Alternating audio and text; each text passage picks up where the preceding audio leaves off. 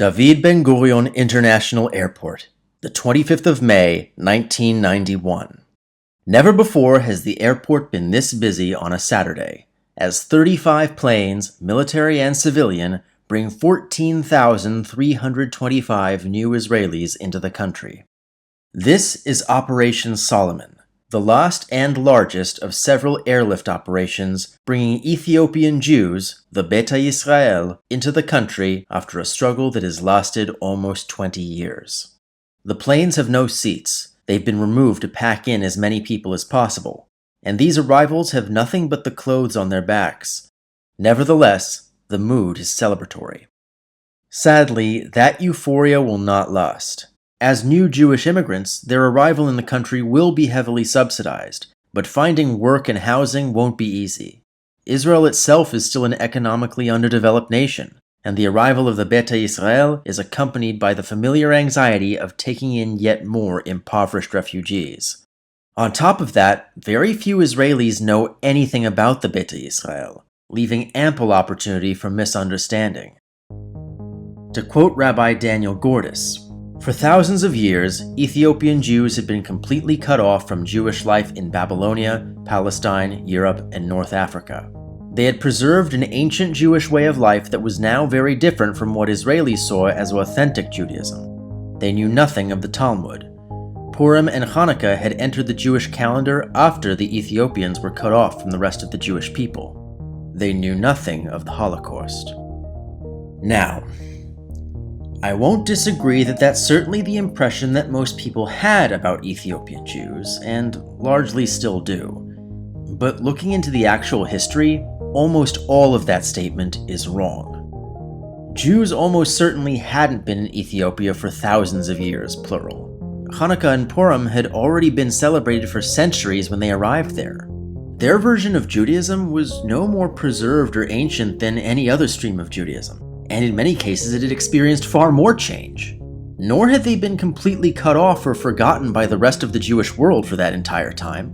To say that they lacked the Talmud is technically true, but misleading, and to claim that they knew nothing of the Holocaust is not only wrong, but a grave insult.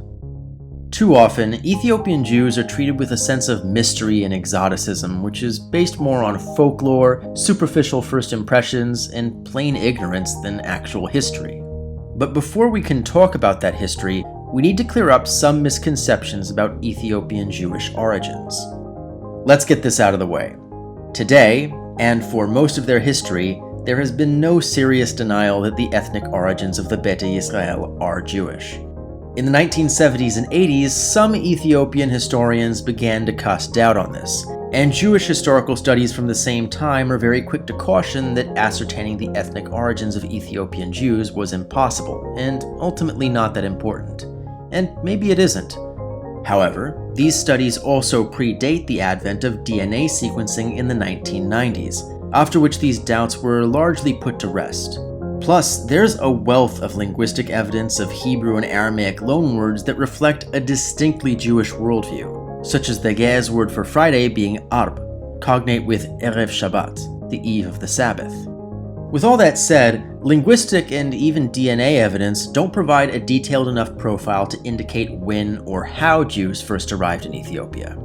If you're at all familiar with Ethiopian history and folklore, you might be thinking about the Kebra Nagast, the 14th century epic poem about the legendary origins of the Solomonic dynasty, which ruled Ethiopia on and off between 1270 and 1974 as the descendants of the biblical King Solomon and the South Arabian Queen of Sheba.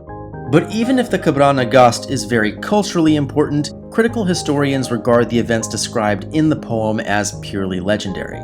And in any case, the Solomonic dynasty had no inherent association with the Beta Yisrael.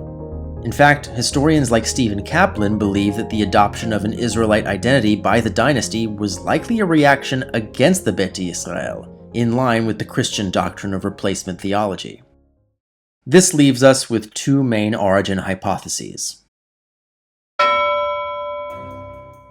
In the biblical book of Jeremiah, Yochanan, one of the leaders of the Jewish community still living in Judea after the destruction of the First Temple, decides to leave with a group of followers and resettle in Egypt. And as it so happens, a series of Aramaic letters and documents from the Egyptian city of Elephantine describe the presence of a group of Jewish mercenaries who settled there at that exact time period, and built a new Jewish temple which stood for nearly 2 centuries before being demolished by priests of the river god Chnum.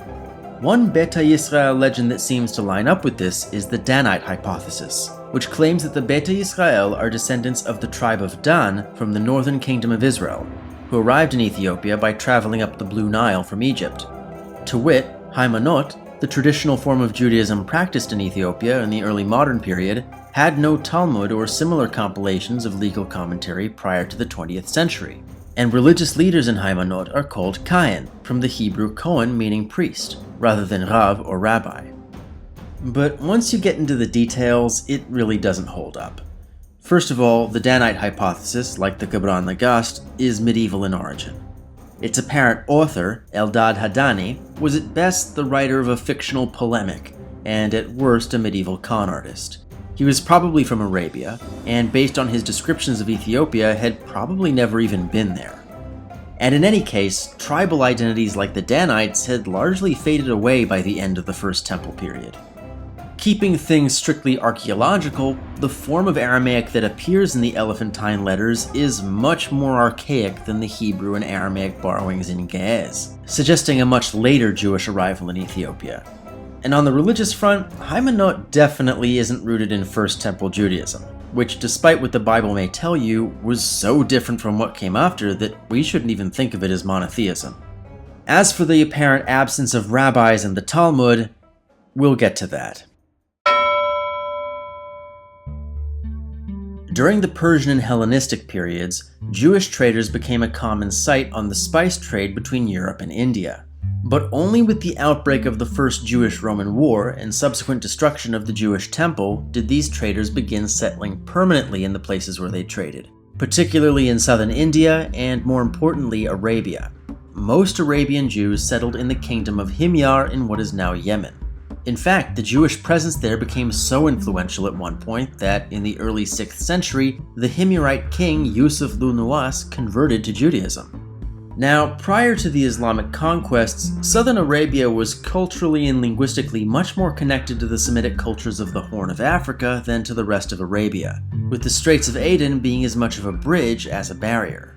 Aksum, the precursor to modern Ethiopia, was already a sizable kingdom in the 1st century, so it's likely that Jewish traders were permanently settling there at the same time as in Arabia and India. And indeed, this too is one of the many origin stories passed down through Beta Yisrael tradition. In any case, we can be fairly certain that there was a sizable Jewish community in Aksum by around 325, because that's when King Ezana adopted Christianity as the state religion. Bear with me. Almost from its very beginning, Christian leaders like Peter and Paul recognized that Christianity probably wouldn't survive as just another stream of Judaism, and needed to appeal to Gentiles. And indeed, the vast majority of people who converted to Christianity during late antiquity were not of Jewish origin. Nevertheless, there is a very clear overlap between areas where Christianity initially became popular and areas with large Jewish diaspora populations, like Anatolia, Armenia, and southern India, implying that large-scale conversion to Christianity was usually sparked by a small core of Jewish converts, and we may infer that this was also the case in Aksum. For most of late antiquity, these Jews and Christians lived side by side, but that changed in the early 6th century. Across the water in Himyar, King Yusuf Dhu Nuwas had seized power and converted to Judaism. We today would call Yusuf an extreme theocratic nationalist, when he began executing his Christian subjects en masse as supposed revenge for the destruction of the Jewish temple. The Aksumite king Caleb assumed the role of the Christians' protector, invaded Himyar, and deposed Yusuf. There was a little bit more to it than that. Aksum was a Roman ally, Himyar was a Persian ally, but with the war over, Caleb turned his wrath against the Jews living in his own capital, transforming Christianity from an official religion to the exclusive religion of state, and exiling the Jews to the snow-capped Semyon mountain range, which would serve as their adopted homeland all the way until the 20th century. Ironically, Caleb's reign over Aksum represented the end of its status as a great power, as a cascade of ecological, economic, and political factors led to centuries of poverty and fragmentation known as the Ethiopian Dark Age. The Jews were among the hardest hit by these trends. Geographically isolated from their fellow Jews and politically isolated by Christian elites, the Beta Yisrael experienced something no other Jewish community ever has. They became illiterate. So remember when I said, to say that they lacked the Talmud is technically true, but misleading. Well, the exile of the Jews to Semyon took place after the completion of both the Jerusalem and Babylonian Talmuds, so they probably originally did have it. Because even after literacy was lost, some distinctly rabbinic Jewish traditions survived. Despite taking their name from the priestly Kohanim, the Kains of the Beta Yisrael are rabbis in all but name, acquiring their position through study rather than family lineage, using their qualifications to teach and uphold Jewish law, and organizing themselves into local jurisdictions presided over by the chief rabbi-esque Likakan. It's during this dark age that we get both the fictional polemic of Eldad Hadani and the legend of Gudit, the supposedly Jewish queen who briefly seized power over the remnant kingdom of Aksum sometime in the 10th century. Unfortunately, the historical Gudit was not only pagan, but actually ruled over the kingdom of Damot much further south. The idea of her being Jewish seems to be a modern development, popularized in the West by the Scottish explorer James Bruce. By the time he visited Ethiopia, Jew had simply become a generic insult for any non-Christian, dissenting Christian, or otherwise enemy of the church or the emperor, which is why actual Jews started calling themselves Beta Yisrael. The Ethiopian Dark Age was finally brought to a close in 1270, when Yakuno Amlak established the Solomonic dynasty. By the early 14th century, his grandson Amdaseon I put down a revolt by the Jews of Semyon and then dispatched monks to have the rebels converted to Christianity. Some Jews did convert, but the monks' main accomplishment was reintroducing literacy to the Beta Yisrael. Because literacy was introduced by Christians, the biblical canon of Haymanot ended up radically different from anything else in Judaism. It was written entirely in Ge'ez, freely mixed and matched Hebrew and Greek translations, had an 8-book compendium of law called the Orit instead of a 5-book Torah, and contained no fewer than 14 extra books, 6 of which are exclusively canon to the Beta Yisrael, and one of which, the Vision of Ezra, is known to be Christian in origin. Ironically, the monk responsible for rewriting the Orit was a dissident, Cosmos, who subsequently allied himself with the Jews and led most of them in a rebellion that lasted years. How long exactly, we don't know, but once the rebellion was defeated, Emperor Yeshak I gave the former rebels the choice of either converting to Christianity or being stripped of their lands, proclaiming, "He who is baptized in the Christian religion may inherit the land of his father. Otherwise, let him be a wanderer." The Ge'ez word for wanderer is falase, from which we get falasha, a term which has subsequently been in common use to describe the Beta Yisrael, but is considered derogatory. But don't be mistaken into thinking this was the beginning of another dark age for Ethiopia's Jews. The majority who chose dispossession over conversion remained on their former lands as tenant farmers, and quickly began adopting specialized trades like carpentry and masonry, which came to be far more lucrative than agriculture. Those Jewish landowners who had sided against the rebellion were rewarded with even more land. And following Yeshak's death in 1429, a long period of civil war, palace intrigue, and foreign invasion resulted in the rise of an independent Jewish nobility, the House of Gedewon, which ruled over Semyon for almost 2 centuries. Now, let's not get too excited. The Gedewons were almost constantly at war against their neighbors. If they weren't in rebellion against the emperor, they were allied with the emperor against a usurper or foreign threat. The net result is that a lot of Beta Yisrael were taken as prisoners of war and sold into slavery in Egypt. But this only served to re-establish contact with the rest of the Jewish world.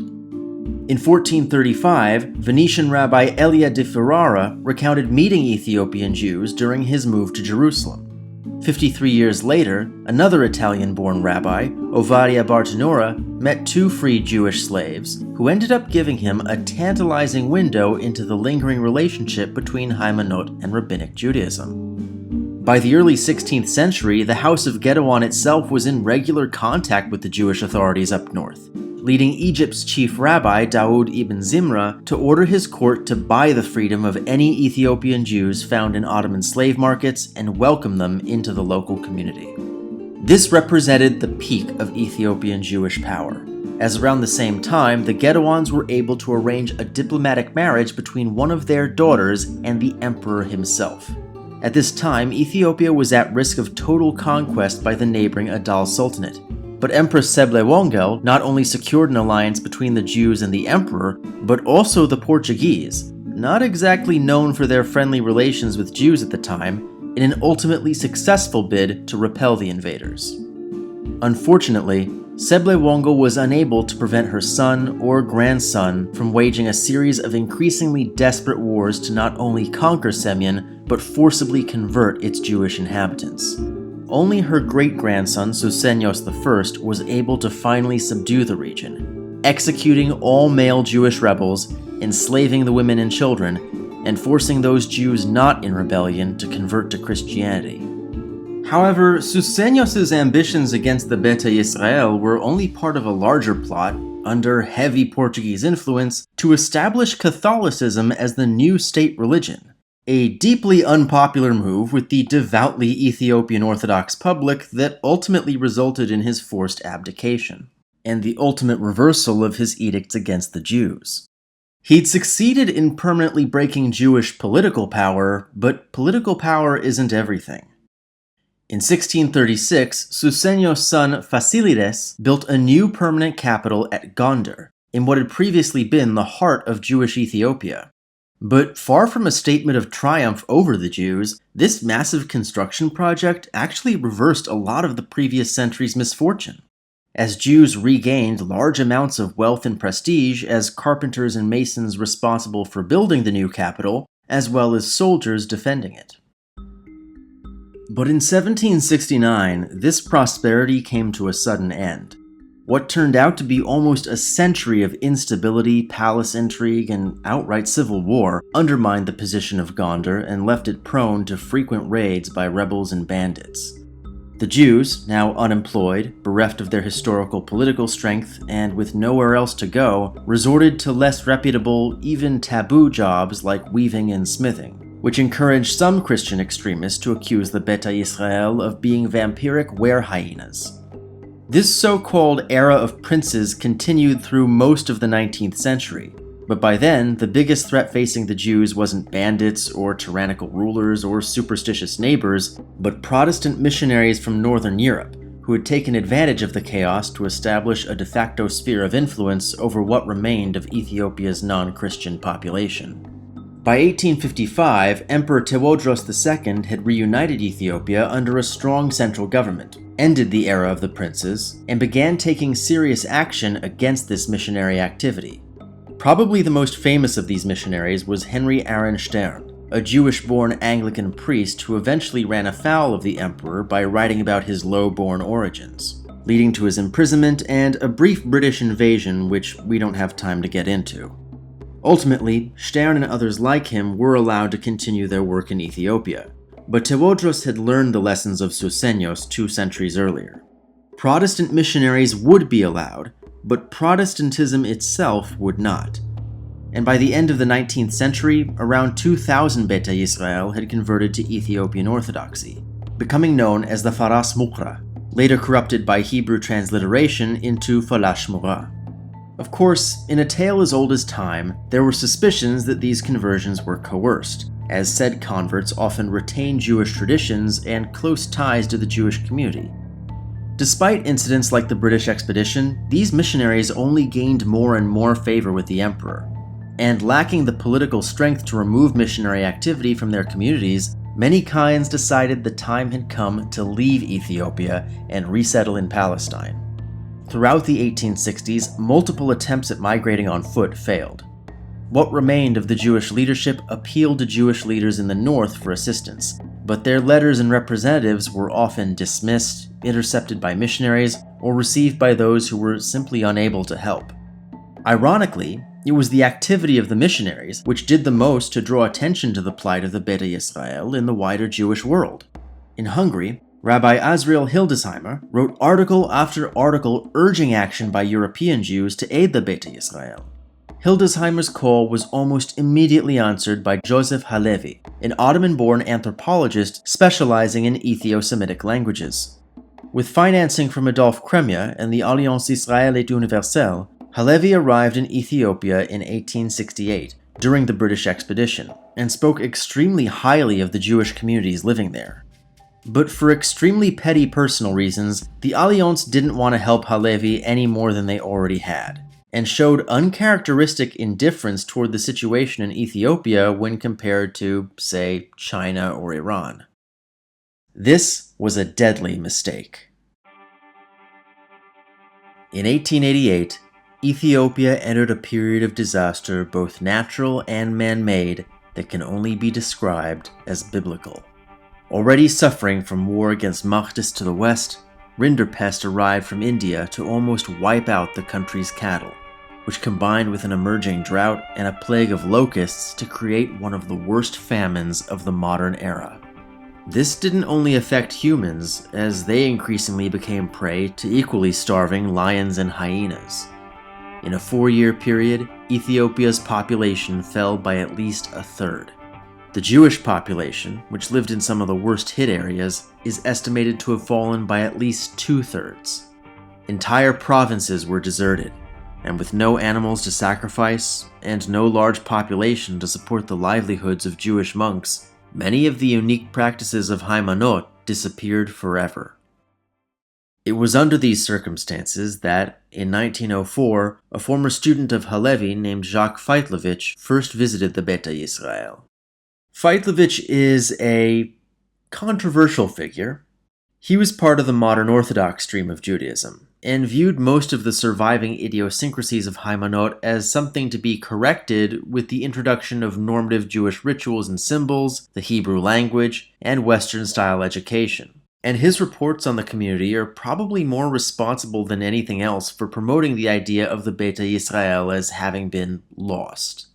On the other hand, bringing the Beta Yisrael fully back into the global Jewish fold was something most of the community at the time fully supported. The Beta Yisrael by this time had fully become a stigmatized underclass in their own country, and Feitlovich's initiatives offered a way up and out of that situation. After establishing a Jewish boys' school in the newest planned capital, Addis Ababa, Feitlovich returned to Europe with 2 students, Geta Yirmiyahu, who had been raised Beta Yisrael, and Tamrat Emanuel, the child of forced converts who had reverted to Judaism. After receiving secondary education from the Alliance Israélite Universelle in Paris, the 2 men were trained as rabbis in Florence and eventually returned to Ethiopia to continue Feitlovich's work, thereby beginning a century-long process by which Haymanot became less and less of a stream of Judaism and more of a minhag, a local tradition which supplemented Jewish law but wasn't legally binding itself. Today, you can even find Ethiopian-born rabbis serving in both the Ashkenazi and Sephardic minhagim, though there are those, like the Israeli-born Kes Ephraim Tzion Lawi, who maintain the distinct Kahan tradition in order to maintain the Ethiopian minhag today.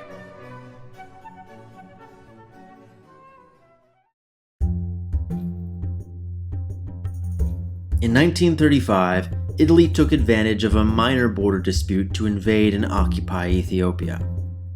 While the outspoken socialist Emanuel was forced to flee due to involvement with the Ethiopian resistance, one of his and Yirmiyahu's students, Yona Bogale, stepped in to take over the Jewish school in Addis, while also serving as translator for the Red Cross. When the Emperor Haile Selassie and the British retook the country in 1941, it was Yona Bogale who took the reins of the Jewish Education Initiative, while the Emperor appointed him as a translator for the Ministry of Education.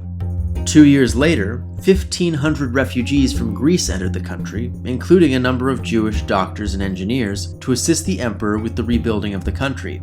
On the 8th of August, the Palestine Post reported that a leading Jewish community member, probably Yona Bogale, implored the emperor to welcome more Jewish refugees fleeing Europe. Unfortunately, this was unrealistic. At this time, most of Europe was still under German occupation, and the Nazis' final solution was fully in effect. Meanwhile, in Ethiopia, the Jewish schools were paying huge dividends, as Emperor Haile Selassie began filling his executive and judicial offices with Jewish educators, lawyers, and technicians from Ethiopia and beyond.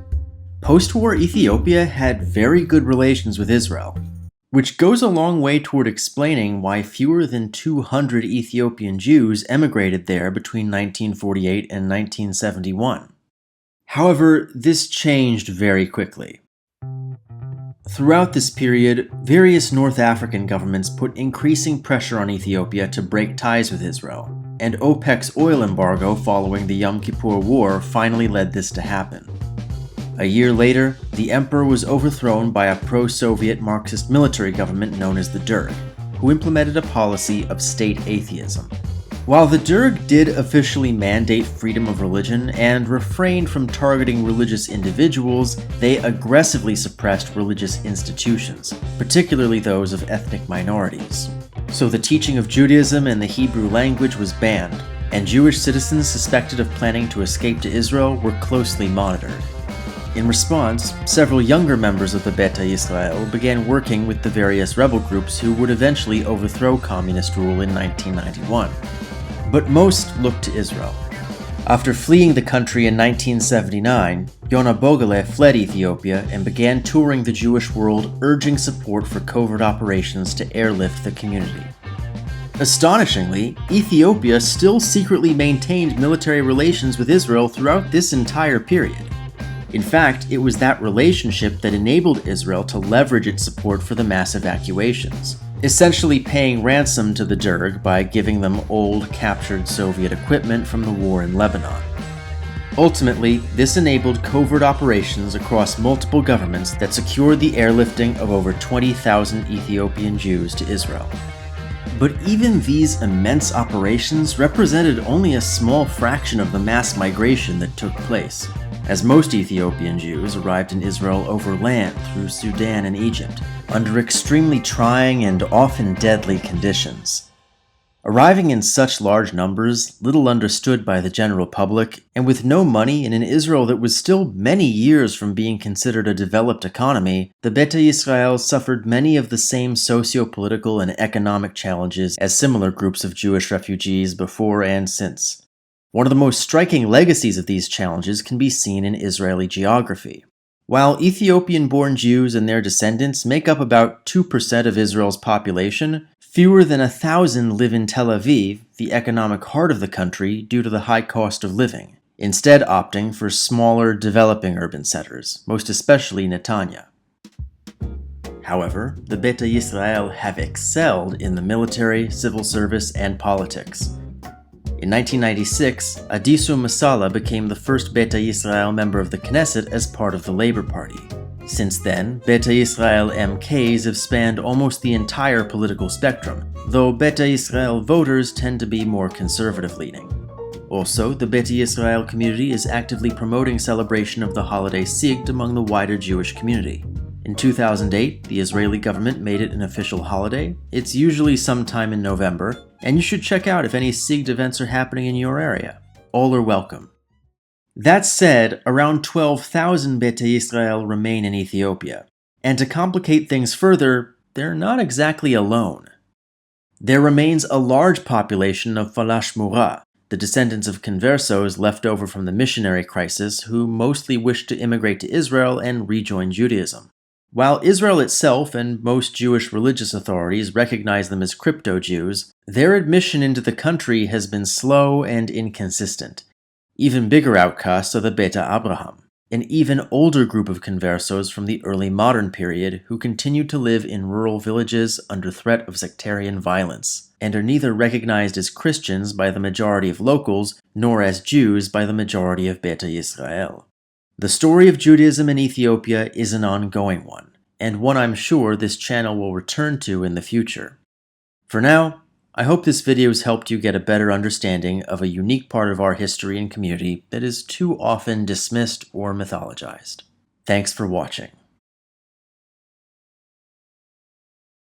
This is part of a multi-channel collaboration called South of the Sahara, with a ton of different channels making all kinds of interesting videos about pre-colonial sub-Saharan Africa. I highly suggest you check them out. And if you're new to my channel, subscribe for more Jewish history.